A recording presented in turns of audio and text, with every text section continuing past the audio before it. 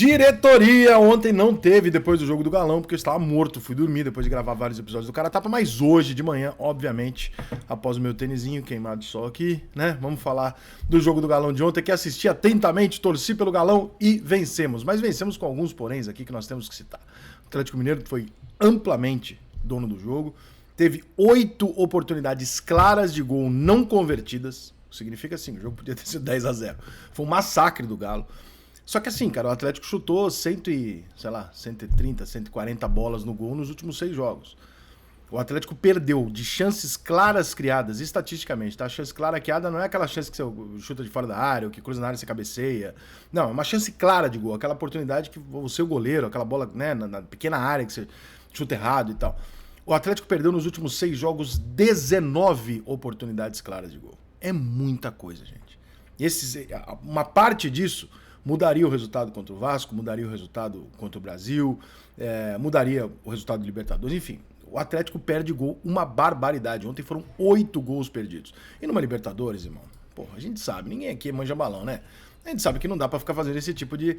Né? Não acho que é gracinha, acho que o jogador tá perdendo gol de sacanagem, mas, pô, você tem que ter mais atenção. E quando o time cria e não é ameaçado, você não pode reclamar do técnico. Então, embora eu também esteja aí com esse pé atrás com o Cudê, não gostei do que ele fez e tal... Cara, não dá pra tu chegar ontem, por exemplo, no jogo de ontem e falar, o Cudê, porra nenhuma, irmão. O Atlético criou pra caralho. A bola não entrou por detalhe porque os atacantes não fizeram. É o mesmo cenário lá do Grêmio. Pô, você tem um puta centroavante, a bola não entra, ele perde 2, 3 gols, um pênalti, alguma coisa, vai terminar o jogo e vai falar o quê? Vai falar do técnico. Mas também você não vai falar que o time não tem centroavante. O Soares também tá perdendo gol lá no Grêmio. Mas, né, o Hulk tá fazendo. E está fazendo e está perdendo as duas coisas. Então, é difícil, é uma situação difícil de controlar. O Galo ontem optou por um jogo, um esquema tático diferente. Tem uma estatística que eu gosto muito, que é a de posicionamento médio. O que essa estatística diz, né? Aí você pega a pranchetinha do jogo e diz lá, vai jogar o Vargas na esquerda, vai jogar o Pavão na direita e vai jogar o Hulk no meio com o Igor Gomes atrás dos atacantes. É isso que você imagina. Quando você pega o mapa de posicionamento médio do jogo, você mostra exatamente aonde o jogador de fato jogou e não onde a gente achou que ele ia jogar.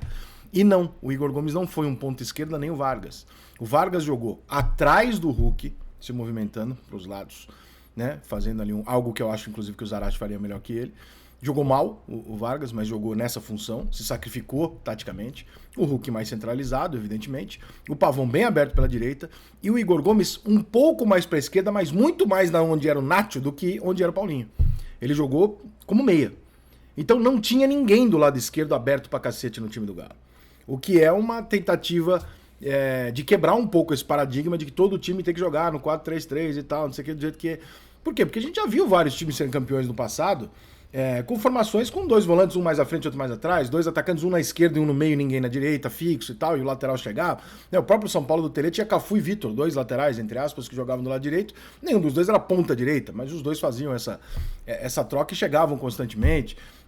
Então, acho que não tem nada de errado nisso. O problema é que defensivamente, como essa é a preocupação 01 de todo treinador do mundo hoje, você espelhar o adversário ou você ter uma formação tática que as posições impeçam o seu adversário de avançar é mais importante do que a maneira que você vai agredir o adversário. E aí, nesse jogo aqui, como ele não tinha que se preocupar muito com a defesa, porque o Alianza Lima é muito fraco, ele falou, bom, preciso arrumar um jeito de entrar na defesa dos caras. E arrumou. Se a bola entrou ou não entrou, irmão, ele arrumou um jeito de entrar. O Galo entrou e jogou uma boa partida. Pra mim, inclusive, a melhor partida do Galo que eu vi esse ano aqui até agora. Tudo bem, contra um adversário fraco, mas o Galo pegou também adversários fracos do Campeonato Mineiro e não repetiu nenhuma atuação do nível da de ontem. Então, ontem eu acho que o atleticano ficou feliz com o que ele viu, preocupado com as bolas que não entraram.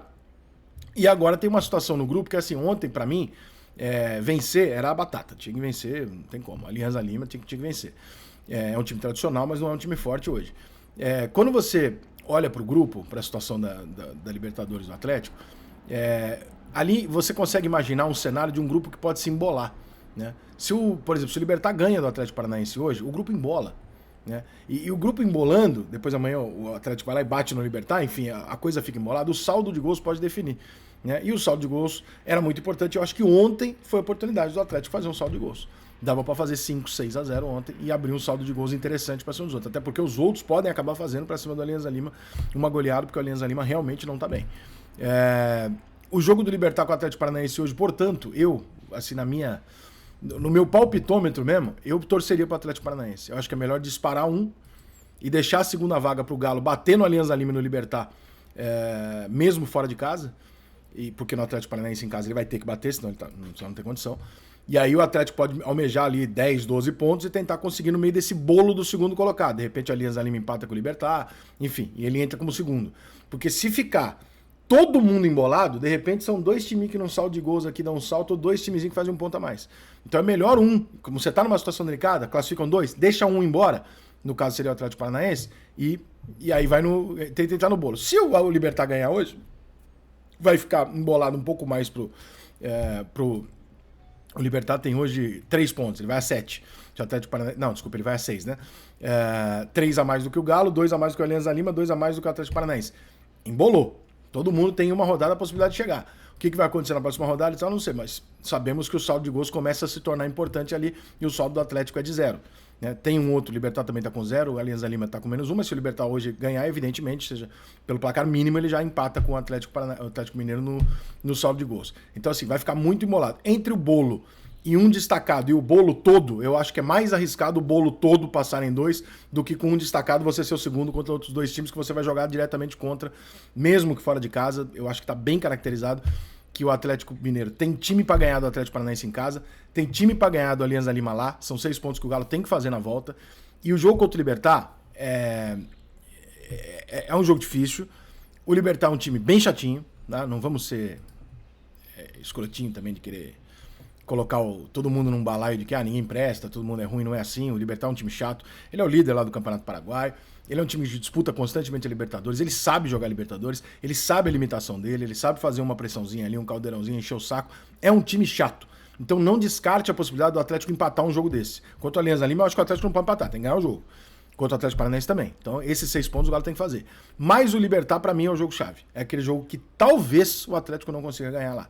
Porque é razoavelmente comum ir para lá, para o Paraguai, e empatar com o Libertad. É uma coisa que acontece com a maior parte dos times brasileiros quando vão lá, tem alguma dificuldade.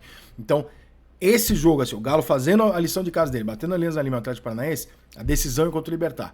E aí, talvez, não precise fazer conta de saldo de gols nem nada. Ganhando os seus 3 jogos, eu acho que passa tranquilamente. Se empatar com o Libertad, talvez tenha conta para fazer, e aí os gols de ontem vão fazer falta. Mas acho que ontem o Cudê deu uma ajeitada legal no time, só que a bola tem que entrar e essa responsabilidade não é única e exclusivamente do treinador.